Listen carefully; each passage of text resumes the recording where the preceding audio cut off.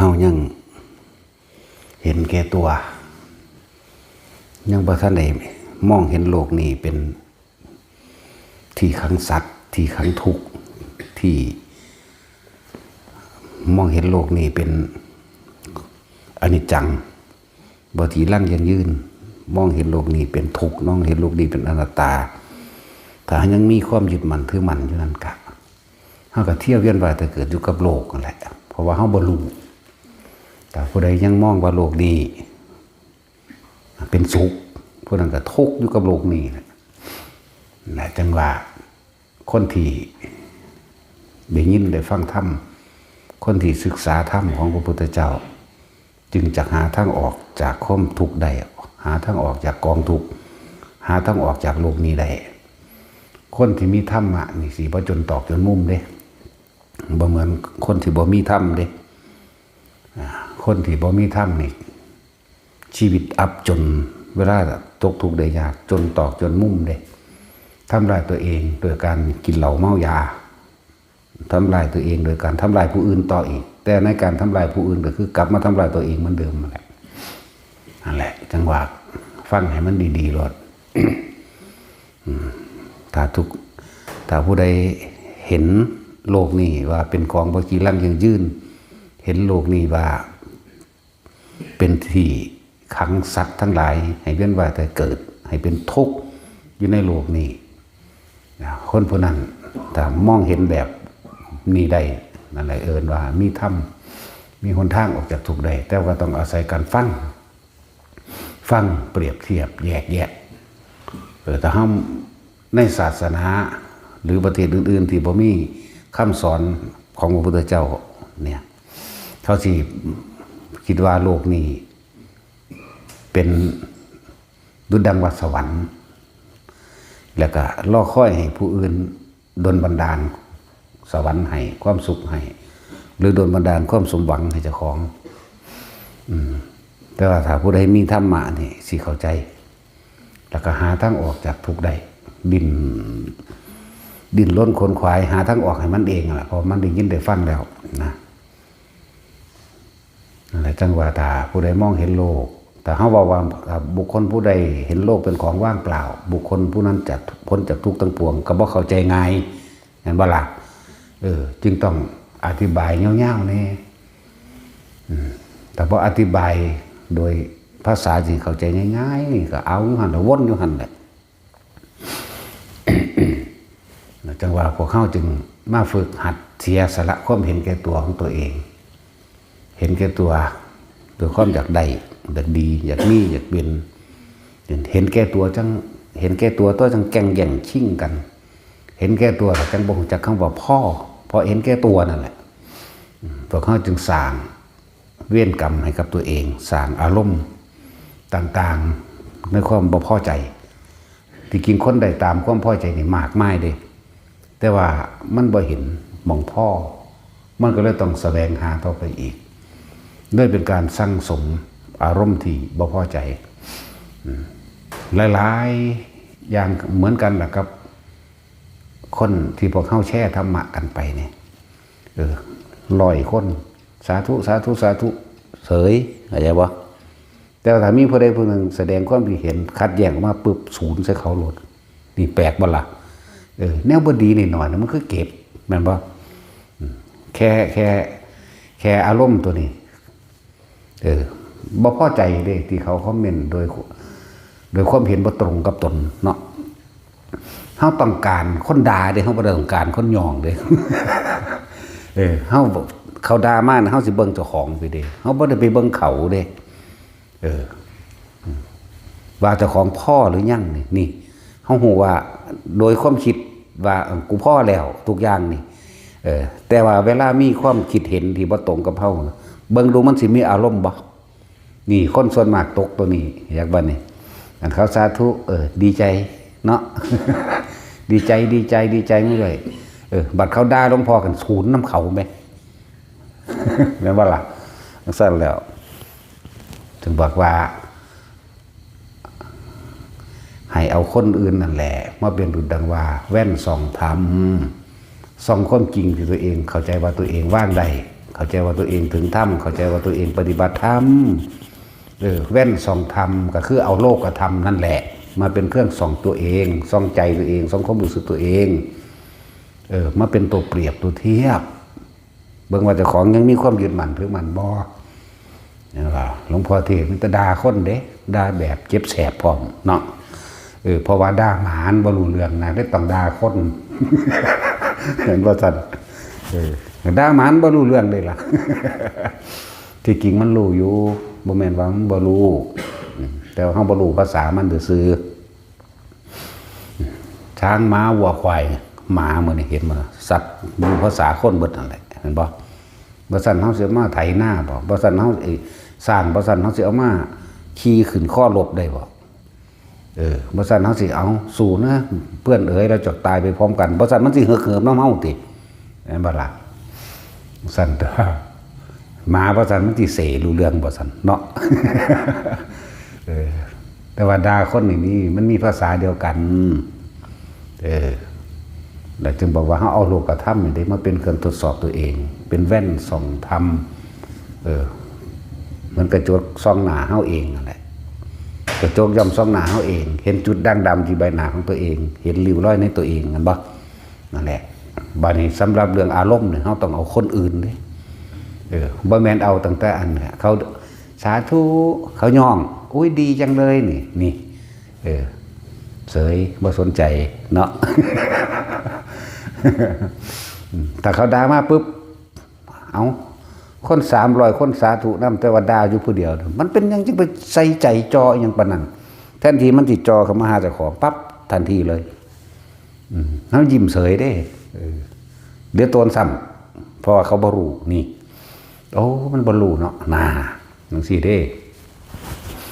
แล้วเกิดความสงสารคือเขาด่ามาเขาแสดงความเห็นของเขาออกมาหนึ่งทิฏฐุปาทานเอาความเห็นแต่ของเป็นใหญ่เนาะจากสิ่งที่ได้ยินได้ฟังแปลว่าเอามาเทียบแล้วมาด่าเฮาเห็นบ่นี่ตามอารมณ์ความพอใจของเขานี่คือเขาไปยึดความถูกเข้าใจว่านี่ถูกนี่คือถูกใจเขาได้บ่ได้แม่นถูกต้องโดยธรรมหรือบ่ถูกต้องโดยธรรมหรือสิถูกจริงๆก็สร้างเขาไปยึดนี่เรียกว่ายึดเขาจึงแสดงอัตตาตัวตนออกมาโดยการคำเบาส่วนเฮานี่มันปั๊บใส่กันโลดเด้โอ้ยยามใดคนสิด่ากูนอนหาเบิ่งก็บ่เห็นหามึงนี่ ว่าท่านเห็นไผด่าอยู่ไหมนี่แต่ดีเข้าใจว่าล่ะว่าท่านเห็นไผด่าอยู่จากบ่นี่พวกเฮาผู้แช่ผู้ตรวจนั่นนะฝุ่นศูนย์ล่ะ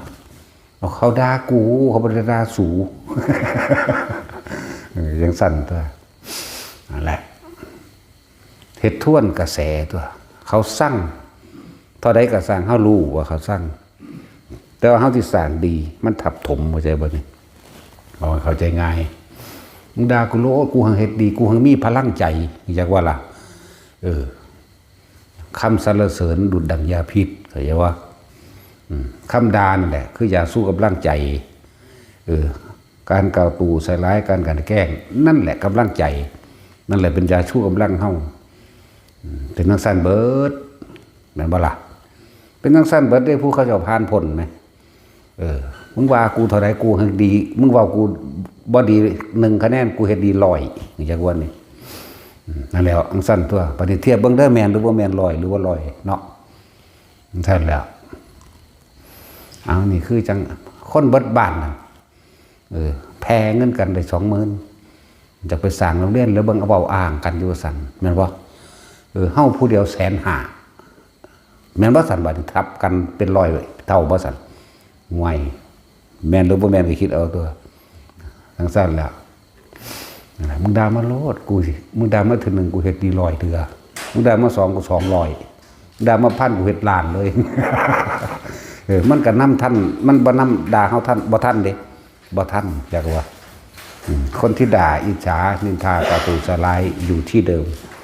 ถ้าจะเปรียบเทียบเหมือนกันล่ะเขายังอยู่ที่เดิมแต่ว่าเฮานั่นพุ่นไปเนปจูนเด้ออยู่เลยนัดล่ะปูนเลยไปฮอดเลสตัดยังพุ่นล่ะเนาะฮอดอุตรกุรุทวีปแล้ว จังซั่นแล้ว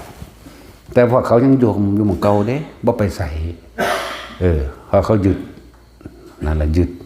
ดนี่คือทำให้ติดอยู่ที่เก่าที่เดิมเด้ถ้าอยากอยู่บ่ยึดแล้วกูบ่สนใจกูไปหรอก สั่นแหละลืมซะมั้งเนาะ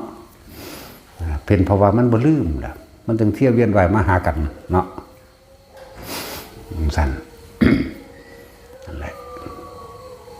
พระพุทธเจ้าเฮามันสั่งสมบารมีมาทั้งเบิดนี่ก็เพื่อสิมาเป็นคติ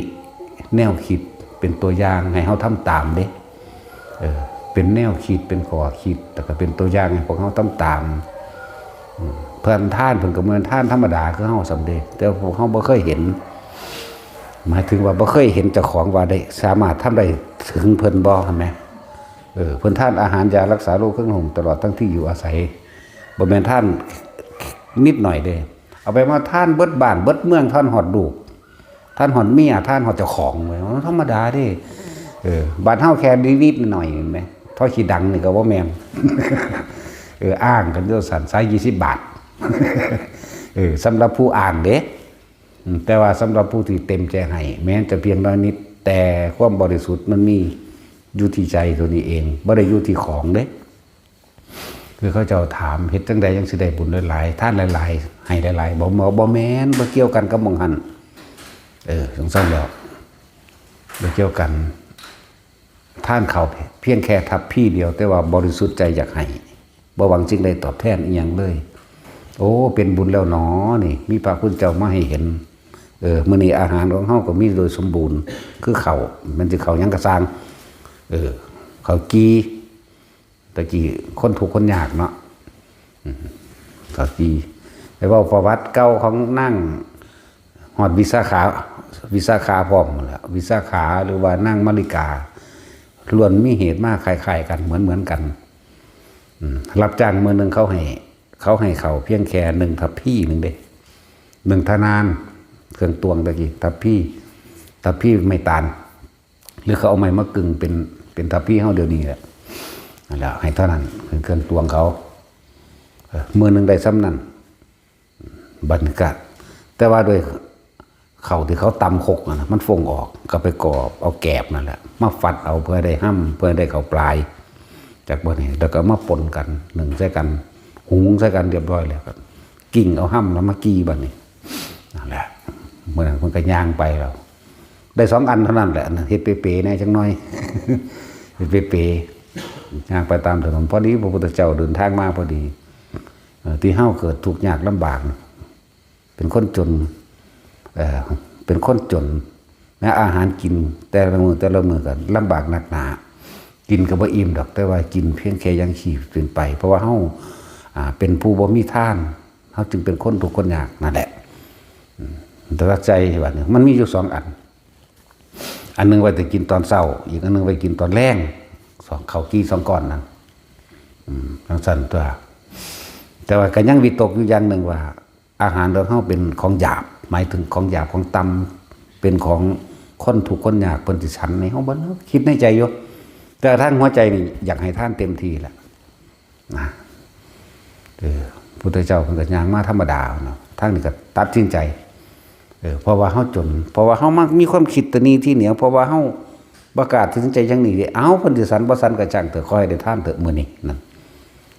เพิ่นก็นิมนต์มาไปใส่บาตรมันก็สันในเบิ่งต่อหน้าเด้แล้วพอตาสันให้เบิ่งต่อหน้าแล้วเหลืออีกอันนึงที่จงไว้นี่เห็นบ่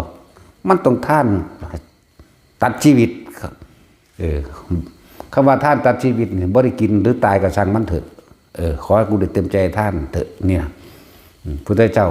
เพิ่นก็ฮู้แต่เพิ่นก็ซื่อๆอยู่หั่นแหละเพิ่นก็เบิ่งอยู่หั่นแหละท่านอันนึงพอได้เห็นเพิ่นสันให้เรียบร้อยเพิ่นก็ว่าได้โปรดสงเคราะห์อนุเคราะห์ผู้ขาอันเป็นบุคคลทุกข์เป็นคนยากเป็นคนจนได้สงเคราะห์ผู้ขาได้เถอะแล้วก็อย่าสงเคราะห์ผู้ขาแม้เฉพาะชาตินี้นั่นขอให้พระองค์ได้สงเคราะห์ผู้ขาในชาติต่อไปด้วยเถิดนั่นก้อนแรกหมายถึงสงเคราะห์ชาตินี้ก้อนต่อไปก้อนที่2แม้นสิตายก็ช่างเถอะอยากบ่ล่ะชาติหน้าสิเป็นนางฟ้านางสวรรค์หรือหยังก็แล้วแต่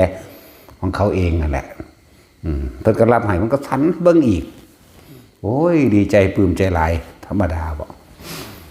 แต่ที่บอกเรื่องนั่งวิสาขาเพราะจากตั้งสันอิ่มอกอิ่มใจหลายก็เลย เรียกว่าหัวอกใจขาตายอย่างบนเราไปเกิดสวรรค์บ่แม่นสวรรค์ต่ำเด้ดุสิตธรรมดาบอกนั่นแหละไปเกิดสวรรค์สันดุสิตมันเด้นั่งวิสาขานี่หมายถึงแต่สมัยพระพุทธเจ้าอนุมาทัดสีมันเด้นี่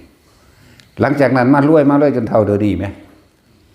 แต่ที่ว่าเรื่องรักสันเอาของนั่งมาริกาก็เหมือนกันแต่ว่าได้ศาสตร์นี่แต่บ่ได้บอกถึงอดีตศาสตร์อื่นสอบศาสตร์นี่เหมือนกันมีหน้าที่ไปหดดอกไม้กับเก็บดอกไม้ไปทรงเขาให้เศรษฐีอะไร16-17 ปีนี่แหละหรือ18นี่แหละตะเลิบไปได้เขากี้แล้วก็พกใส่ถุงเที่ยวกับไปเต้นดองไปนั่นแหละผู้สาวสำน้อย สัก18 ปีนี่แหละเพราะมัน16ดอกเห็นพระพุทธเจ้าเข้ามาคือกันนี่แหละพอดีก็คิดแบบเดียวกันนั่นแหละก็เลยเอาหนึ่งไปใส่บาตรพุทธเจ้าก็สั่นในเบื้องกันดีใจแต่คนลุกคนพ่องสยองเก่าอยู่ตลอดพูดก็ไปหาฮดดอกไม้ก็ล่ำไปน้ำเด้ร้องเพลงไปน้ำล่ำไปมีความสุขหลายทั้งสิบ่มีข้าวกินนั่นแหละพุทธเจ้าเมื่อนั้นพระเจ้าปัสเสนลบกันกับหลานเปิดความพ่ายแพ้นี้ทับออกแตกทับมากก็มาเลยมานอนหลับอยู่กระท่อมน้อยเอาใบจากใบตาลดอกมุ่งเอาพ่อเด็กนางเศร้าห่มเพิ่นนั่นแหละนั่งก็เลยไปเสร็จน้ำเสร็จหนานั่นอันนี้ให้ที่แรกยินเสียงล่ำสะก้อนดอกเพิ่นหูเมื่อขึ้นเพิ่นเมื่อยเพิ่นไปนอนหลับอยู่หันหูเมื่อขึ้นเป็นผู้ใดมาล่ำอยู่นี้นะมาเห็นแล้วก็เลยหัวเราะทั้งนี้ก็เลยอายได้เขินก็เลยมีการต่อหล่อต่อเถียงเชิญจีบกันจักหน่อยจากว่าละแหละในสุดท้ายแต่ก็หาน้ำหายังมาเสร็จหน้าเสร็จตาเหมือนกันแต่เพิ่นก็บ่ทันได้บอกเด้เพิ่นก็ถามควมนั้นควมนี้แล้วเพิ่นก็ขับไปในเมืองเพิ่นก็แต่พระพุทธเจ้าเพิ่นก็เว้าไว้อยู่ดอกกับอันมื้อนี้ผู้นี้สิได้เป็นมเหสีของกษัตริย์ท่านบอกกับพระอานนท์ล่ะบ่บอกกับผู้อื่นดอกเพราะพระพุทธเจ้ายิ้มเพิ่นบ่ยิ้มง่ายๆเด้แย้มพระโอษฐ์จักว่าแย้มขึ้นยิ้มแบบมีเลือดในนาความว่ายิ้มอันนี้ตาโน้นก็แม่นตาเบิ่งซื่อต่อไปเด็กน้อยพวกนี้นี่กุมารีตัวนี้เนี่ยจะได้เป็นมเหสีเอกของเจ้าฟ้ามหากษัตริย์พระโน้นก็แม่นตาเบิ่งซื่อเฮ้ยขี้ลายปันไผสิเอานะคือจังสั้นแล้วในเมื่อนั้นก็ได้อีหลีบาดนี่หลังจากลบกันออกมาแล้วฮอดเที่ยงฮอดบ่ายเพิ่นกลับประมาณ5 โมงแรงเทียบก็นำมาเอาไปแต่งเป็นมเหสีเลยล่ะจังสั้นล่ะนั่นแหละเพราะว่าความเห็นแก่ตัวพวกเฮาเลยบ่รู้จักการให้ทานเนาะแถมซ้ำทุกคนซุมื้อนี่ทานแบบใดทานเราขอท่านเราหวังผลท่านเราสาธุผู้ขาผลทุกคนอย่างนั้นเลยถูกหวยวันถือก็ได้ละมันถือ5 บาทนึงหรือ350ถือ2 ตัวนึงนอตัดสินนั่นใส่แล้วตัวมันบ้างดีบ่ดีตัวเปอร์เซ็นต์มันนั่นแหละเขาไปซื้อให้5 บาทคุณซื้อเบิด 2,500ถือ5 บาทได้350ดีใจขนาดเด้อันเสียไปบ่ฮู้จักได้เห็นบ่มันเป็นบ้าคืออย่างเดียวคนได้350 บาทแต่ของถือเลขดีใจคิดเอาดอกเมื่อนั้นคือเสียงเคียนคากมันห้องปีนทองมันเบิ่งคือตัดสินนั่นแหละแต่จำนำหนาบ่ได้ซื้อตั้งๆมันตรงเบิดเด่นนั่นแหละท่านก็ไปหวังผลอีหยังเกินหวังผลเวอร์อยากบ่ล่ะหวังจากได้เดี๋ยวนี้เขารถได้คนนั้นให้ถูกลอตเตอรี่แจ็คพอตคนนี้บ่ได้เอาได้ธรรมดานี่เอาแจ็คพอตเอาบักหา60 ล้าน80 ล้านคนนี้สั้นแล้วมันก็เลยถูกอยู่ตลอดมันก็เลยยากจนอยู่ตลอดเพราะว่าคำว่าทุกข์นี่เพราะว่ามันบอกจากคำว่าพ่อมันเลยทุกข์รวยเพียงใดก็ช่าง มี100 ล้านพันล้านแสนล้านหมื่นล้านถ้าบ่ฮู้จักคำบ่พ่อคนผู้นั้นย่อมก่อกองทุกข์ใส่หัวใจเจ้าของมาตลอดถ้าเว้าเรื่องผู้เขารวยที่สุดในฝรั่งอังกฤษพุ่นเนาะในอเมริกาจังซี่เนาะที่ว่ายกให้เป็นเศรษฐีอันดับหนึ่งมันยังทุกข์อยู่เด้นั่นเพราะว่ามันพ่อบ่เป็นมันแต่ละมื้อแต่ละเว้นมันนอนบ่หลับเด้เพราะมันคิดหาจังซั่นแล้วสู่เฮาก็บ่ได้กูบ่มีหยังจักอย่างลมหัวลงกูจากรับตั้งได้กูรับได้ นอนกลางป่ากลางลงก็ได้บ่ได้ย่านหยังเขาบ่ได้เลยต้องมีลูกน้องบริวารคอยอารักขาเนาะย่านมาขานั่นแล้วถูกบ่ล่ะก็มีอยู่ในหันแหละความถูกของเขาฉะนั้นถือว่าพวกเขานั่นดีแล้วที่พวกเขาเกิดมาเป็นคนจนแต่เขาบ่จนกับต่างดีบ่ดีพวกรวยๆนั่นน่ะกว่าสิถึงถ้ำใดสิ้นเนื้อประดาตูซะก่อนเด้จังเขามาหาถ้ำใดเห็นทุกข์จึงเห็นถ้ำบางพวกนั่นคือพวกมีอุปนิสัยเกิดอยู่ในพุทธศาสนาตามเคยให้ท่านตามเคยเกิดเวียนว่ายหรือส่งเสริมซอยเชิดชูพุทธศาสนามาแต่ในอดีตชาติก็ว่าได้นั่นแหละคือว่ามันมีของเก่ามันจึงมาแบบนี้เห็นทุกข์จึงเห็นธรรมเมื่อเห็นธรรมจึงเห็นทางออกจากทุกข์ได้จึงบอกว่าแต่ละคนแต่ใดธรรมนั่นแหละจึงสิเห็นทางออกจากความทุกข์อันจากการเกิดจากการเวียนว่ายแต่เกิดนี่เองทุกข์อันเกิดจากความอยากของเจ้าของเองที่บ่พอบัดนี้ถ้าเฮาเทียบแล้วโดย ที่บ่เคยได้ยินได้ฟังธรรมพุทธเจ้าจักเทื่อเวลาตกทุกข์ได้ยากซ้ำเติมตัวเองประชดชีวิตตนเองเด้เพราะว่าอย่างมันบ่มีอุปนิสัยดังเดิมอุปนิสัยเก่าบ่มีอุปนิสัยพุทธะบ่มีโพธิจิตจักว่าล่ะนั่นแหละบ่มีจิตอันเป็นพุทธะที่อยู่ใต้สำนึกถ้าคนที่บอกว่าได้อานิสงส์5กับมั่ง10กับมั่ง15กับมั่ง30กับมั่งหรือ60กับมั่งที่หลวงพ่อบอกว่าผู้ใดเป็นเจ้าภาพบวชพระภิกษุสงฆ์จากบัดนี้ที่เป็นเจ้าภาพมีอานิสงส์15กับบวชพระเน้นเด5กับจังซี่นะนั่นแหละตัวนั้นแหละคอยที่สร้างสมของเขาทำให้เขาเกิดเวียนว่ายในเฉพาะพุทธศาสนาเด้เกิดเฉพาะที่มีพุทธศาสนาเกิดขึ้นจากบัดนี้นั่นแหละเขามีโอกาสได้คนทั้งสันบาทนี่มีโอกาสจะได้บรรลุธรรมมีโอกาสฟังธรรมแม้นบ่ถึงบ่บรรลุก็ส่งเสริมตัวเองจาก91ไป29ไป39ได้จากว่าล่ะทั้งสั้นโดยเอิ้นว่ามีอุปนิสัยอยู่ทุกอย่างมันมีเหตุอยู่แล้วเนาะบัดนี้ต่างถิ่นหรือว่าต่างประเทศที่บ่มีพุทธศาสนาหรือบ่มีธรรมะจังซี่อกหักผิดหวังธุรกิจล้มละลายหลายๆอย่างที่เฮ็ดให้บ่ประสบความสำเร็จบางคนก็มอมเมาตัวเองกินเหล้าเมายาทำโตเสเพแต่เป็นผู้หญิงก็เฮ็ดตัวเองเละไปทั่วทิพย์ทั่วแดนหั่นนะแต่เป็นผู้ชายก็กินเหล้าเมายาติดยาหรือป่นกี้ตีขาชกชิงวิ่งล่าเป็นผู้หญิงก็เป็นประทั่วนั่นแหละเฮ็ดประชดตัวเองเด่นคนที่คือจังคนผิดหวังเพราะความรัก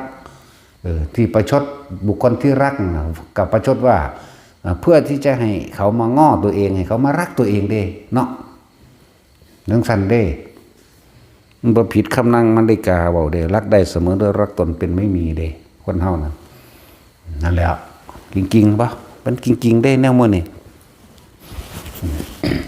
เจ้ารักผัวเจ้าจริงๆหรือรักเมียเจ้าจริงๆอยู่บ่เนาะหรือว่าเจ้ารักตัณหาหรือว่าเจ้ารักความต้องการของตัวเองเนาะแม่นบ่จึงบอกว่าถ้าเฮาจริงๆแล้วความรักน่ะมันบ่ได้ทำลายไผเด้ถ้าว่ามันเข้าถึงจิตวิญญาณแห่งความรักเนาะบ่ว่าจะเป็นรักอยู่ในฐานะใดรักอยู่ในฐานะเป็นคู่รักคู่ชีวิตถ้าเฮารักเขาจริงๆปรารถนาหวังดีกับเขาจริงถ้าเขาจะมีคนใหม่ก็ส่งเสริมมันลดไปหยังเนาะก็เอาให้เขาลดไปหยังเจ้าสิไปอยู่น้ำเขาเจ้ามีเงินใส่บ่เขาก็ฮู้อยู่ไหมก็เอาให้มันลดไปหยังเด้อตัดสิน เอานี่ข่อยก็มีจังซี่แหละเพราะพวกเจ้าไปตั้งโตใหม่เด้อเนี่ยก็มีความสุขกับเขาไปมีครูใหม่ตัวเนาะยากบ่โอ้มึงบ่ได้แล้ว มึงตายเดี๋ยวนี้หลดแล้วมันเป็นต้องสารอีหลีเลยล่ะนั่นบอกที่ว่ารักเขาบ่แมนรักความต้องการของตั้งใจข้างหากรักตัวเองนั่นแหละมันบ่ล่ะบางคนก็เรียนประเภทประชดเขาเพื่อให้เขากลับมารักนี่แบบหลายอย่างเพื่อที่จะให้เขามารักตัวเองได้จริงๆที่ไหนได้ก็คือรัก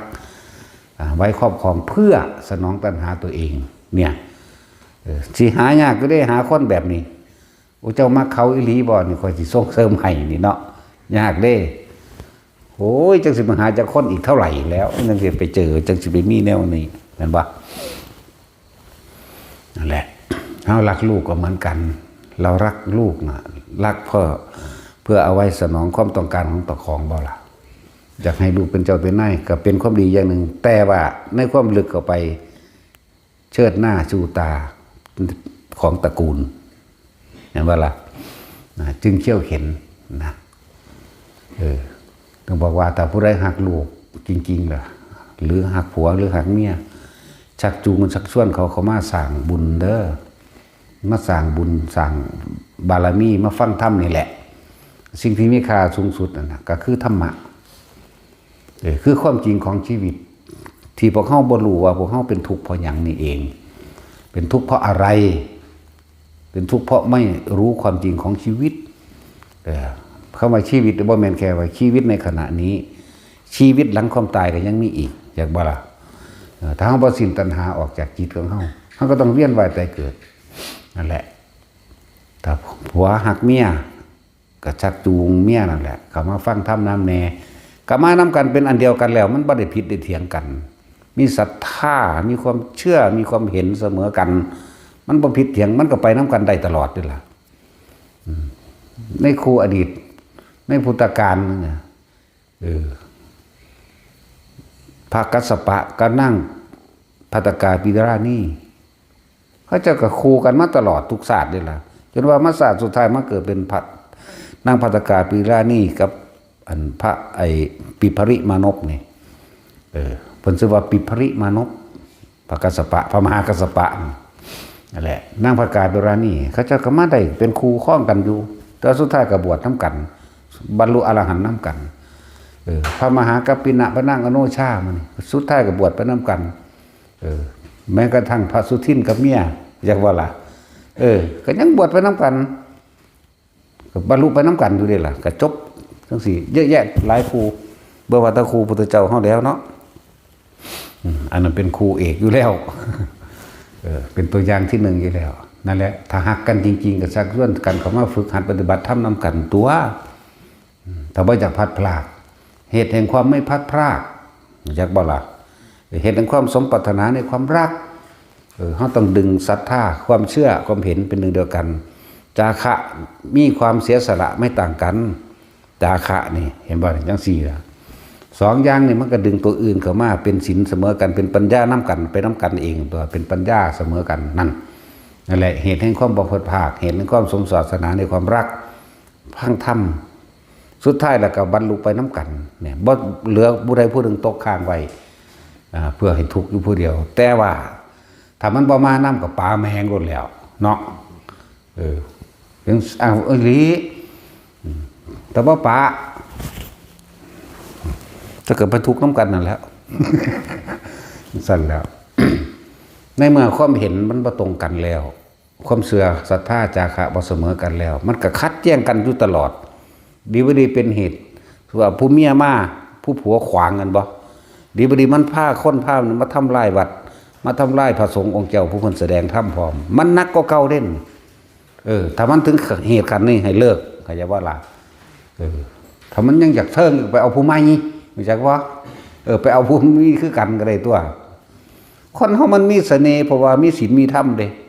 เข้าใจว่าล่ะถ้ามันมีตัวนี้มันเป็นตาฮักโดดดอกเนาะแต่ศีลเจ้าเป็นตาฮักบ่ เอาจริงๆ มันสิน่ารักขึ้นมาทันทีเลยเด้นี่เป็นตาฮักเราเด้เพราะว่ามันมีเครื่องดึงดูดคือศีลธรรมนั่นแหละเป็นเครื่องดึงดูดเด้อถ้าบ่มีศีลธรรมแล้วมึงสิงามปานใดสิมีความมันน่าขยะแขยงออกมาจากความรู้สึกของมันสิแผ่ออกมาใส่คนอื่นจริงๆน้องของพระอนุรุทธะนี่เอา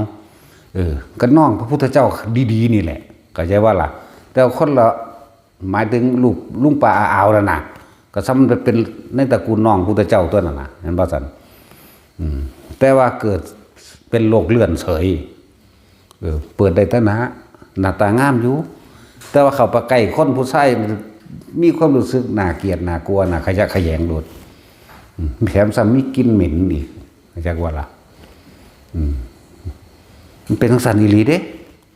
เพราะว่าอย่างศาสตร์ที่แล้วเคยอิจฉาริษยาเขาแม้กระทั่งนางล่ำเอาตะกี้เพิ่นกับแต่เป็นราชเทวีมเหสีคนเด้อิจฉานางล่ำด้วยนั่นนะเขาล่ำเราพวกหมู่กษัตริย์ทั้งหลายให้ลังบ้านทั้งสันทั้งสี่ไปเป็นพูนไปบอกคนใส่เจ้าของหาหมามุยตลอดทั้งอันผงอย่างต่างๆมาผสมกันกับหมามุยไปห้อยใส่ที่นอนเขาเขาเมื่อยเขาล่ำมาเมื่อยแล้วเขาก็นอนเกลือกิ่งไปแล้วเนาะพอตื่นขึ้นก็ขั้นค่ายยังออกหลังจากเพิ่นสะใจเพิ่นว่าเพิ่นเฮ็ดสำเร็จเห็นบ่นี่หลังจากนั้นเพิ่นตายในขณะที่สะใจว่าเจ้าของสำเร็จแกล้งผู้อื่นได้ตกนรกแต่ว่าด้วยบุญที่เคยเฮ็ดไว้ก็ได้มาเกิดในพุทธศาสนาอยู่หังเป็นคนที่อาภัพเห็นบ่อาภัพความรักอะไรบ่มีผู้ใดหักเด้นั่นแล้วสุดท้ายแล้วก็กษัตริย์เมืองใดมาเบิ่งแล้วเขาก็เกิดความขยะแขยงว่าเขามีความรู้สึกคือแมงบ่งขนนั่นแหละ เห็นแล้วว่าเป็นตาเอาจังเหม็ดมันมีกลิ่นเหม็นพร้อมเด้เหม็นหืนๆอย่างเขานั่นแหละ มันนั่งเป็นดอกในความลักษณะนั้นแล้วจังว่างามปานใดก็สร้างถ้าบ่มีศีลธรรมแล้วมันน่าขยะแขยงแถมซ้ำมีกลิ่นโตอีกเด้แล้วนึกว่าสุดท้ายพระพุทธเจ้าเฮากับพระอนุรุทธะไม่แก่เอาได้นั่นนะจึงผ่านพ้นไปได้ที่จริงเพิ่นก็มักผู้อื่นคือกันเด้แต่เขาบ่มักเพิ่นนั่นติเนาะผู้หญิงลองเบิ่งแม่ถ้าผู้ชายบ่เฮ็ดให้มึงลองเบิ่งแม่มันก็บ่ได้คือเก่านั่นแหละแต่ผู้ชายบ่ขึ้นแต่ผู้หญิงก็มึงขึ้นเข้าไปผู้ชายบ่ขึ้นเนาะตัดสินคุยจักบ่ความได้เปรียบถ้าผู้ชายขึ้นผู้หญิงบ่ขึ้นก็ซากูเอาได้คือเก่าเห็นบ่ความจริงเด้นี่หรือว่าบ่แม่นตัดสินแต่เอาตัดสินนี่ล่ะเนาะอันนี้บ่ยังว่าเป็นเม่นกระทางกูบ่ทนบ่ได้เม่นหรอกเนาะตัดสินแม่นอีหลีเด้นี่หิบวงหัวอยู่หั่นดอกเอาเป็นเรื่องจริงเรื่องจริงหยังผู้ชายขึ้นอยากบ่ผู้ชายอยากเชิงนั่นผู้หญิงบ่อยากกระสร้างผู้ชายเอาได้คือเก่าแต่ผู้หญิงอยากผู้ชายบ่ขึ้นเอาจังได๋ก็บ่ได้เนาะงั้นว่าล่ะบ่ได้เว้าความปลอมนี่เว้าความจริงแม่นตัวเนาะบนเตียงหัวโอ้ยคนไทยอีหยังภาคกลางถ้าเข้าใจอยู่บ่นั่นที่นึกว่าเดี๋ยวสิถึงดาวบ่มีการศึกษาอีกถ้าเว้าเรื่องละมกภาษาได้ก็เข้าใจเบิดแต่ว่าเซิงก็เข้าใจซี่กันก็เข้าใจเด้แนวมื้อนี้มันแปลกประหลาดคือหยังนี่เนาะเอ้ยนั่นแล้วมันบ่มีภาษาเด้อันนี้เนาะบ่มีภาษาเด้เอาฝรั่งกับเฮาก็ยังเอากันได้ก็เว้ากันบ่รู้เรื่องแต่ว่าคือได้หยังแม่นบ่ซั่นเอาเรื่องจริงเรื่องนี้ก็เลยนั่นแล้วคนเฮาก็คือว่านั่นแหละรักใดที่จะเสมอด้วยรักตนเป็นไม่มีแต่ว่าถ้าเฮารักตนจริงๆถ้าเรารักตัวเองจริงๆแล้วนี่ เราก็ไม่ควรไปทำร้ายผู้อื่นเพราะคนอื่นเขาก็รักตัวเขาเหมือนกันจากบอกอะไรจึงบอกว่าถ้าความรักนี่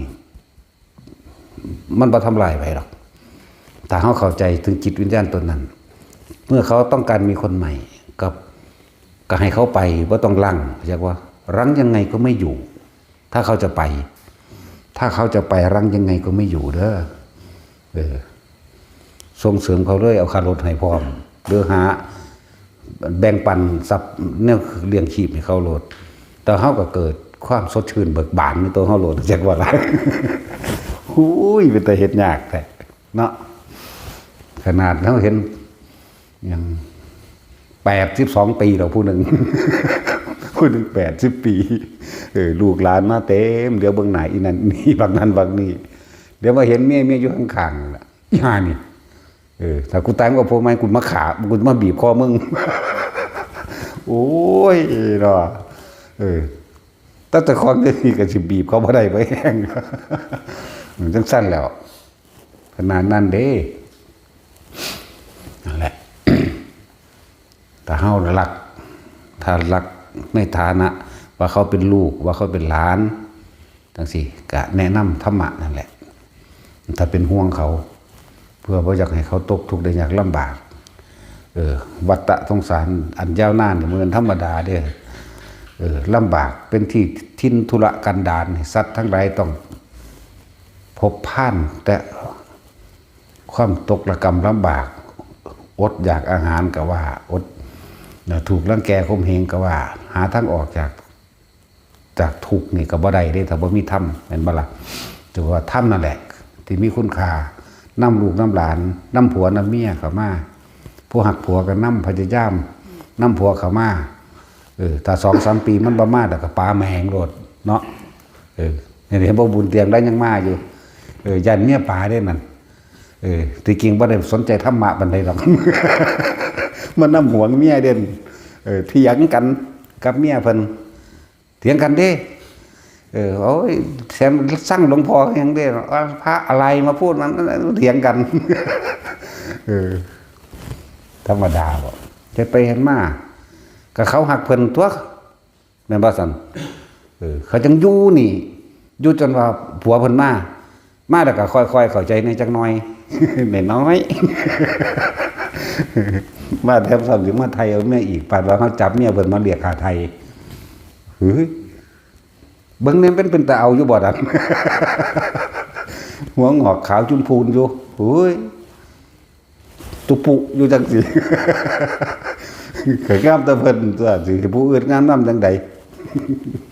หลวงพ่อเจ้าเท่าไหร่คือซั่น สิไทยเอาเมียเพิ่นโดนจักเมียเพิ่นเบื่อโอ้ยเฮาคึงว้าวใส่แล้วหาค่าโดยประมาณไม่ได้นะว่า แล้วผมต้องจ่ายเท่าไหร่จังว่าอยู่ได้ เพิ่นจักได้เมื่อนำจังซั่นแล้วเพิ่นฮักเจ้าของเองเด้บ่ได้ฮักเมียเพิ่นเด้คือบ่เอาให้หลวงพ่อโลดซั่นเนาะ มาคุมไทยเอาเฮ็ดหยังซั่นตัวอยู่ไปอยู่มาก็ได้ธรรมะก็เริ่มเข้าใจซั่นตัวบาดนี้ก็ฮู้จักทางธรรมตัวแสดงว่าเขาฮักเจ้าของตัวนั้นน่ะแม่นบ่ล่ะเขาจึงอยากให้ได้ทางออกจากทุกข์นี่แหละความรักจักบ่ล่ะนำความเห็นแก่ตัวเนาะจะรักเท่าไหร่เดี๋ยวก็รักกันไปตายแหละถ้ารักแบบนั้นเนาะสั้นแล้วมีเขาบริสอนเด้ ถ้ามึงอยากไปก็ไปแต่แม่มีขับรถบ่เด้หาขับรถให้พร้อมเด้เอาเลยจะเอาอย่างเอาเลยกูแปลผู้ไม่ก็ได้ ก็ไม่ได้ยากด้วยล่ะนั่นเสร็จแล้วนั่นแหละถ้าหักลูกหักหลานกับพาลูกหลานเข้าสู่การฟังธรรมผู้ยิ่งถ้าหักผัวกับพาผัวเข้ามาถ้า3 ปีแล้วมันว่ามาให้ป่ามันเลยเข้าใจว่าล่ะแต่มันยังเชิงอยู่กับไปเอาผู้ใหม่เอาผู้มีธรรมคือกันนั่นแหละแน่เอามันเป็นเรื่องจริงเลยความมือมันเป็นของสิตัดได้ง่ายๆเด้เนาะความรักนี่สร้างศาสนากันยังไงเด้นั่งพิมพ์ผ้ากับบุตรเจ้าเฮาสั่งมาตถาจีซี่สงไขแสนกลับเป็นตัวแม่นบ่ล่ะ จึงมาเป็นพุทธศาสนาเกิดขึ้นได้ในศาสนาของพระพุทธเจ้าโคดมนะทุกองค์มีมาแนวนี้อีกต่างหากถ้าว่ามีความรักถ้าว่ามีความใคร่มันบ่มีพลังใจจากบ่สร้างบ่ได้จริงๆนั่นแล้วความรักเป็นความร้ายก็มีเห็นบ่ล่ะสั่งแหละก็เลยต้องเอาอันนี้แหละเพื่อเอื่นประกรรมมาคุ้นมั่งทั้งสั้นแหละความรักเป็นความร้ายก็มีถ้ารักตัวเองลักษณะว่าเห็นแก่ตัวคนละอย่างกันนะนั่นแหละพุทธเจ้าเฮากับนั่งพิมพ์ผ้ามาปรารถนาสี่สงไขแสนกับในเบื้องต้นแรกในตัวจากบ่ล่ะแล้วทั้งสั้นองค์อื่นๆเขาเจ้าข้างโดนก็นั่นตัวบัด8ตัวสงไขอย่างพระพุทธเจ้าที่ปังกรนั่งสิ16อสงไขยตัวนั้นมันธรรมดาเด้รู้บอกน้ำมันนี่มายากนั่นแหละเอาตัวเองมันรอดโลดภัยก็ดี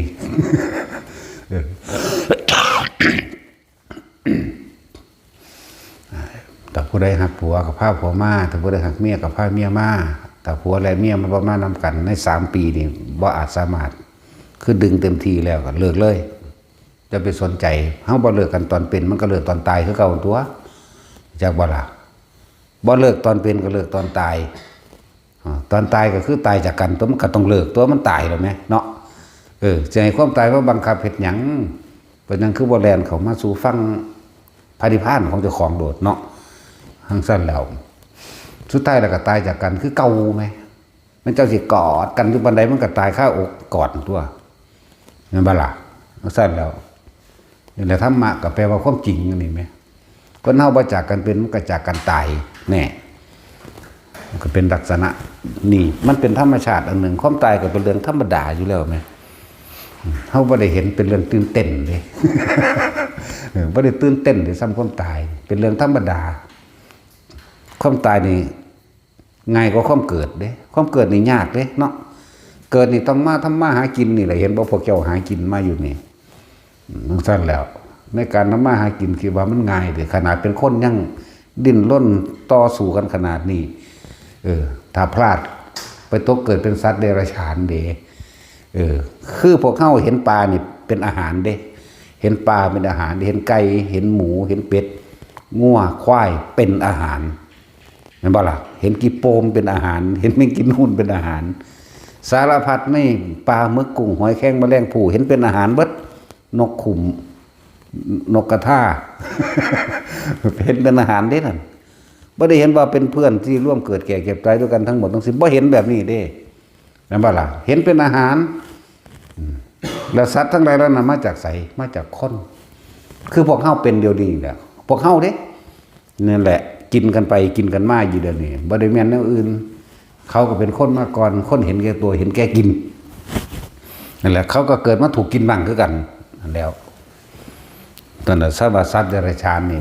มันก็เห็นแก่กินนั่นแหละเห็นแก่กินเห็นแก่ตัวผู้อื่นเป็นได้กระสางค่อยกูกินอิ่มไปก่อนพวกเจ้าสังเกตเบิ่งเด้อหมาลูกแม่เดียวกันแม้กระทั่งแม่มันใหญ่เกิดมาเนี่ยตอนแรกๆบ่มีอีหยังนี่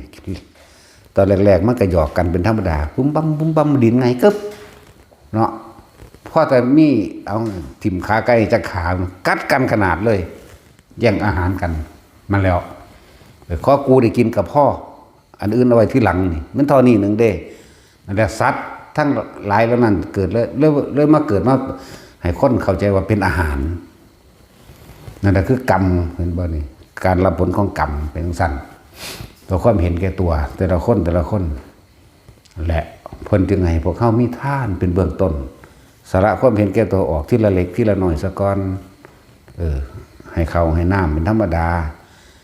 ให้ยารักโซ่โรคมั่งมีอย่างกันแนะนำกันไปหาหมอดีๆก็ว่าไปให้ที่อยู่อาศัยคือให้มองรับมองนอนเป็นธรรมดาจังซี่นะ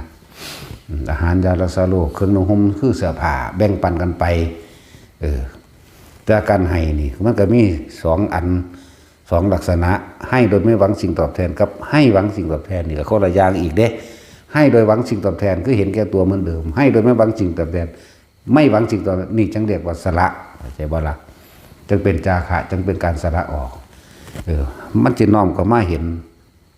อย่างเห็นความเห็นแก่ตัวของเจ้าของนะ ผู้บ่รู้ผู้บ่ฟังธรรมก็แยกบ่ออกดอกว่าคำว่าเห็นแก่ตัวเป็นแบบใดนั่นแหละคำว่าเห็นแก่ตัวเป็นแบบใดแต่ว่าเฮ็ดเพื่อเจ้าของแต่เฮ็ดคนทางโลกเห็นบ่ว่าแต่เฮ็ดหยังมีหวังผลทั้งหมดหวังผลเบิดนั่นแหละเขาจังคิดเอาแต่คนทางธรรมให้โดยไม่คิดจะบ่ล่ะให้ไปเลยให้สละความเห็นแก่ตัวต้องสละความคิดต้องเจ้าของเองว่าเบิ่งดูกูสิคิดนำบ่ให้โดยไม่หวังผลในทานไม่มีจิตผูกพันในผลก็คือคิดหวังผลในทานเห็นบ่นั่นทั้งสั้นแล้วนั่นแหละเพิ่นต้องให้ค่อยๆเฮ็ดไปนั่นแหละว่าผู้ใดถ้าหักผัวก็ดึงผัวเข้าวัดเขามาฟังธรรมถ้าหักเมียก็ดึงเมียเข้าวัดฟังธรรมมันก็ดึงทั้งลูกทั้งเต่าและหลานตัวเองก็มาเองดอกสั้นเขาบ่สร้างอุปนิสัยให้เขายามใดเขาสิได้อุปนิสัยเหตุปัจจโยทุกอย่างต้องเกิดจากเหตุเมื่อมีเหตุเด้จังเหตุเป็นปัจจัยเอื้อเฟื้อหนุนเนืองซึ่งกันและกันเหตุโดยธรรมก็ได้ไปทั้งธรรมเหตุโดยอธรรมความเห็นแก่ตัวก็ไปโดยอธรรมมีแต่โลภมีแต่โกรธมีแต่เกลียดซึ่งกันและกันแย่งชิงกันนั่นบ่ล่ะแล้วพี่น้องกันเกิดมาในท้องพ่อแม่เดียวกันแท้ๆมันก็ยังแย่งชิงกันฆ่ากันแข่งเพียงแค่ว่าซื้อเสียงนี่ก็ดีกันฆ่ากันได้เด้พี่น้องกันก็เลยพุ่นมันซึมมาแต่เป็นเด็กน้อยพุ่นเล่นน้ำกันหยอกกันน้องแกล้งเอื้อยแล้วก็ไปฟ้องพ่อแม่อีแม่มันเฮ็ดข่อยเนาะอีนี่สิเป็นนิสัยจังสีมาเลยได้บัดนี้สิเป็นคนเห็นแก่ตัวมาเลยสังเกตเบิ่งดีๆไผก็ดีบัดนี้เวลาจกเข่าให้น้องแม่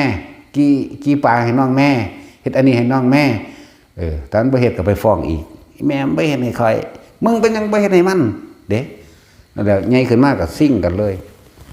เรื่องสั่น บ่ว่าหญิงบ่ว่าชายนั่นแหละอุปนิสัยใหญ่ขึ้นมาบัดไปเป็นผัวเป็นเมียไปแล้วนักก็เก่าอีกแย่งชิงให้หน้ากันบัดนี้เอาความเห็นแก่ตัวนี่มันสังสมมาจังสั่นนั่นแหละถ้าพากันเข้าวัดแน่ความคิดเห็นมันสิคอยแตกแขนงไปเองดอกบัดนี้ความคิดเห็นความเปรียบความเทียบมันก็สิเริ่มกูเห็นแก่ตัวมันก็สิสำนึกได้เด้คนอยู่ในนี่ก็เป็นอันที่มักฟ้องพ่อฟ้องแม่ มักเอาแย่งสิ่งทรัพย์สมบัติต่างๆคนอยู่ในนี่แหละแต่ว่าเมื่อได้ยินฟังธรรมแล้วมันสิยอมรับความจริงนี่คือธรรมบัดนี้โอ้ยการมันบ่รู้นี่มันสิสำนึกเด้มันนี่เมื่อมันสำนึกแล้วมันจะกลับไปช่วยเหลือมันจะกลับไปแก้ไขขอผิดพลาดเนาะแหละจึงบอกว่าคนมีธรรมะเท่านั้นจึงจะเอาตัวเองพ้นออกจากทุกข์ได้เพราะว่าทุกข์นี่บ่มีไผสร้างให้ไผตัวเองสร้างเองอยากเองคิดเองกระทำลงไปตัวเองสะสมเอาเองสะสมอารมณ์สัญญาอารมณ์เจ้าของเอาเองสุขก็เหมือนกันทุกข์ก็เหมือนกันท่านว่าพวกเขาถ้าหักตัวเองจริงๆนะถ้าท่านรักตัวเองจริงๆแล้วละก็คือท่านเราจะไม่ทำร้ายใครเลยเด้เขาสิเอื้อเฟื้อเขาสิแบ่งปันถ้าคนเขาถึงจิตวิญญาณแห่งความรักจริงๆเลยละก็ถ้าเขาจะไปตัวผัวเมียนี่มีคนใหม่หลังยังไงก็ไม่อยู่อวยพรให้เขาเลยเข้าใจว่าให้ทางเลยแนะนำต่างๆพร้อมเฮาเคยอยู่น้ำเขาอยู่แล้วขอเสียเจ้าเป็นแนวนี้เด้อเป็นแนวนี้เด้อไปอยู่น้ำเขาเจ้าจะเฮ็ดแบบนั้นคือเฮ็ดกับข่อยเข้าใจว่าล่ะเอาแบบนั้นเลยพูดแหละนั่นจึงเรียกว่าเฮาหักตัวเฮาเองเฮาก็หักเขาแบบนั้นจังซั่นตัวก็ปล่อยไปเข้าใจว่าล่ะไว้เฮาก็หาเอาไม่ก็ได้ตัว เอาคนบ่แม่นของง่ายเด้อการสิตัดหลักอะไรนี่มันไม่ธรรมดาเด้ละเรื่องหลงลมลวงรักลอยเล่นี่เนาะรักโดนเลร้อนรุ่มรักไหลเหลือพอความรักเลยมันห่อนมันลุ่มมันสุ่มมันไฟกันอย่างรักเรื่อยๆเรื่องหลอกหลงลงเรือเรื่อยอย่างว่าล่ะรักได้เหลือลายหลงรักลวง จากว่าล่ะก็พอความรักตัวมันล่วงกันไปล่วงกันมาอยู่จากบ่อนนี่หลอกล่วงกันไปใครมักเจ้าสั่น ถ้าว่าเสือกยังแบบมีผู้ใหม่อยู่นี่มันสิมักหม่องใดเดี๋ยวนี้เนาะจูงแขนกันไปผู้เป็นแนมว่าดีหานี่มีว่าเด้ตัดสินอีกละอีนั่นโอ้ยยังเหี่ยวใส่บอลอยู่เพิ่นยังเข้าใจว่าเป็นผู้สาวอยู่บ่แม่นม.4 ม.5 เด้อว่าข่อยยังว่ามันจังเหี่ยวใส่บอลอยู่เด้นั่นน่ะแกล้งก้นก็บ่ทันเป็นเด้ข่อยว่านั่นทั้งแวบเพิ่นนึงถึกให้วากห้องใส่ด่าเพิ่นเด้อครับเบิ่งกระจกกูบัดเบิ่งกระจกมองหลังเขาจังซั่นแล้วนั่นแหละจังว่าถ้าเฮาฮักเจ้าของแบบใดเฮาก็ฮักเฮ็ดกับผู้อื่นแบบนั้นแหละถ้าเขาสิไปก็ปล่อยมันไปโลดเนาะจังแต่งก่อนเสาน้ำหลังก็ได้ดอกนะตาสินแมงปอปีกบางเจ้าการปีกสวยว่าเด้เพิ่นเคยจีบกันตอนแรกเนาะฝากบอกเขาด้วยนะคิดถึงมากมายนะจ๊ะอีกสั่นแหละมันบ่เฒ่าดอกอยู่นี่ในจิตใจคนน่ะเนาะคือเฮานี่ยังวัยรุ่นอยู่เด้นี่เห็นบ่นี่สิรุ่นใดก็สร้างเด้อวัยรุ่นแรกแรกได้ก็ใส่ความหมายเอาเองตัวไปก็เลยบ่เฒ่าเด้อจิตใจเนี่ยบ่ตายบ่เฒ่าเหมือนเป็นหนุ่มมาตลอดนั่นแล้วแต่ว่าทุกคนถ้าเฮาเห็นโลกอันนี้เป็นของว่างเปล่าถ้าเฮาเห็นโลกอันนี้เป็นศูนย์รวมของสรรพทุกข์แล้วถ้าเฮาเห็นโลกอันนี้ว่าเฮาทุกข์เพราะว่ายังมากที่สุดกามราคะอันบ่ความยินดีพอใจในรูปร่างลักษณะท่าทางของบุคคลที่เราพอใจรสกลิ่นเสียงนี่แต่เฮาเห็นโทษตัวนี้ได้เฮาจึงสิเห็นทางออกแต่ในเมื่อมันบ่ทันสามารถออกจากทุกข์เพราะความปรารถนาสุขในกามก็จังมาสะสมไปน้ำกันนี่แหละผัวเมียก็มานำกันโลดดึงลูกเต่าล้อหลานมานำนี่จากบ่ล่ะผัวเมียมานำกันฟังน้ำกันเลยก็ไปนอนน้ำกันก็ได้ตัวกับผัวเมียกันอยู่ไหมนั่นบ่สั่นหรือบ่นอนบ่ก็ความจริงมันก็เพียงสั่นจริงๆไหมก็สิว่าค่อยตัดว่านั่นได้ไผสิไปตัดได้ง่ายบัดนั้นแนวมื้อนี้ก็เฮ็ดมาน้ำกันตัวยังยกตัวอย่างอยู่ตั้งหลายตัวอย่างว่าพุทธเจ้าเฮากับพระนางพิมพาก็มีมาเท่าใดพระมหากัสสปะกับนางภัตตกาภิราณีมื้อนี้มหากัปปินะมื้อนี้กับพระนางอโนชามื้อนี้แล้วก็พระอีกอย่างอีกโต้ยเยอะแยะคือเขาเจ้ามานำกันบวชนำกันนั่นน่ะและทุกอย่างต้องมีเหตุมาสร้างอุปนิสัยไว้ไปนำกันตัวก็ทิ่มกันบ่ได้แมั้ยเนาะพยายามประคองกันมาแต่3 ปีมันว่ามากกูกับเอาเมียใหม่กันตัวผู้ชายก็เลยถ้าบ่ยิ่งกับผัวใหม่กันแหละก็ไปหาครูมันได้เด้มันเป็นเรื่องจริงเลยนี่ทั้งเบิดที่ว่ามานี่เปลี่ยนซับไปซับมาอยู่เรื่อยเด้เป็นเรื่องจริงทั้งนั้นคือนั่งกินจะมานิเวกามื้อนี้ก็เคยเป็นเมียพระพุทธเจ้าเฮามาก่อนตัวเสมอชาติเป็นโพธิสัตว์เพิ่นทั้งแบกใส่บานตัวมันหักหลายให้นางคาบข้องตัวเวลาย่างไปหันไปนี่จักว่าล่ะย่างข้ามทะเลทรายมันแห้งมันแรงมันหนีจากอีกเมืองหนึ่งมาเพิ่นเอาใส่บาเพิ่นพุ่นเด้ถ้าเพิ่นเมื่อยข้อเพิ่นเกียร์ใส่หลังเอาเด้ปานนั้นยังมาหักหลังอยู่เพราะว่ามักบักโจรขาขาดเบิ่งนั่นน่ะจังซั่นตัวมันตั้งหลายอะไรอย่างเปลี่ยนไปเปลี่ยนมาเลยล่ะบางศาสตร์ก็ไปเป็นเมียเทวทัตนั่นบางศาสตร์ก็เป็นอ้ายเป็นน้องกันกับเทวทัตสิพา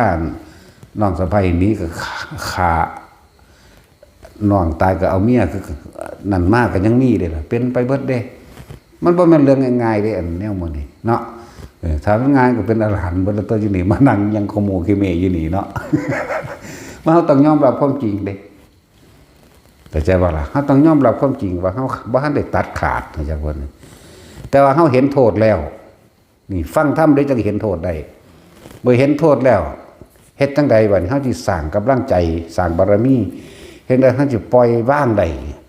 เฮาก็ต้องมีการมาฝึกหัดเอาโตมันสิตัดออกได้โลดก็คืออานาปานสตินี่ลมหายใจเฮานี่ทรงฌานเจริญฌานบ่ให้คอยจิต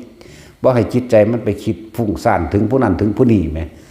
มันตั้งมันเข้าตั้งมันเข้าตั้งมันเข้ามันก็คอยลืมไปเลยลืมอีนั่นลืมอีนี่ไปเลยตัวเข้าใจบ่ล่ะลืมผู้นั้นลืมผู้นี้ผู้นี้ก็ลืมบักนั้นบักนี้คือกันนั่นแหละจักบ่ล่ะมันก็คอยลดละของมันเองโดยที่เฮาบ่ต้องไปตัดมันแต่เฮาตั้งอยู่กับลมหายใจอยู่กับอุณหภูมิของเฮาเองอยู่กับลมหายใจเฮาเองทุกมื้อละ5นาที10นาทีมันก็คอยบวกไปเลยเพิ่มไปเลยของมันดอกมันก็ละเอาเองลืมเอาเองเลิกเอาเองปล่อยว่างเอาเองเฮาบ่ได้ไปปล่อยดอกจะไปกลุ่มคิดปล่อยอยู่หั่นบ่มีทางมีแต่สิผูกเข้าเนาะเบิ่งธรรมดาเด้โอ้ยเลียโตนไปละบาด มันว่าแม่นเลียโตนแบบนั้นอีกเด้เพราะว่ามันมีตัวกามผูกพันในความสงสารอันนั้นแท้จริงแล้วมันเป็นปัญญาของอวิชชาปัญญาของกิเลสซั่นตัวมันบ่ล่ะบวชอยู่นะเฮามาต้องปี2ปีตัวผมได้เคยสัญญาไว้ย่านเสียสัจจะ ซึกไปเอาซ้ำนั่นแหละปัญญาของกิเลสนึกจักว่านั่นแหละปัญญาของอวิชชาย่านเสียสัจจะเนี่ยมันแหลมคมขนาดนั้นเด้อปัญญาของกามราคะล่ะปัญญาของกิเลสก็ว่ามันธรรมดาเด้แนวมันหลายอยู่เด้บางองค์ก็บวชตั้งต่อได้20-30 ปีปักออกไปเอากันก็มีไม่ว่าล่ะเนี่ยมันต้องโอ้ยยังสิมีโทษเท่ากับกามเด้อนี่เนาะฆ่าคนก็ได้ฆ่าผู้เจ้าของว่าเจ้าของมักก็ได้ฆ่าเจ้าของเองก็ได้เห็นบ่ซั่นฆ่าผู้อื่นก็ได้ฆ่าเจ้าของก็ได้เรื่องนี้ฆ่าสัตว์ก็ได้มาเลี้ยงกันนี่แหละเนาะฆ่าขายช้างม้างูควายก็ได้ฆ่าขายเงินทองก็ได้เด้โกงก็ได้เห็นบ่ล่ะจริงบ่ล่ะบาดฆ่าสัตว์นี่ทั้งมนุษย์และอมนุษย์ก็ได้ลักทรัพย์ปล้นกี้ได้ของมนุษย์และอมนุษย์ก็ได้บังคับข่มขืนใจซึ่งกันและกันบังข่มขืนกายซึ่งกันและกันก็ได้เห็นบ่นี่โกหกให้ผู้อื่นเสียชีวิตและทรัพย์สินทั้งมนุษย์และอมนุษย์ก็ได้ทำให้ตัวเองเมาแล้วเมาผู้อื่นก็ยังได้เห็นบ่ซั่นแล้วแม่นเรื่องธรรมดาเป็นเรื่องจริงเด้นี่หังเบาๆให้มันนั่นซื่อเนาะมึงพอบ่มักลึกซึ้งธรรมะของเฮามันต้องลื่นเรื่องบันเทิงและเบิกบานจังว่าล่ะนี่มาเว้าอยู่นี่มันเหงานอนเบิดแต่ขนาดเว้าอยู่ยังนี่ยังงงาอยู่บ่เห็นบ่นั่นก็สิไปเว้ามวนๆที่นี่อุ้ยมันคักเนาะคือสิบ่ฟังเฮาจะคนดอกตอนคือโกนเบิดแล้วเอาสบายท่าน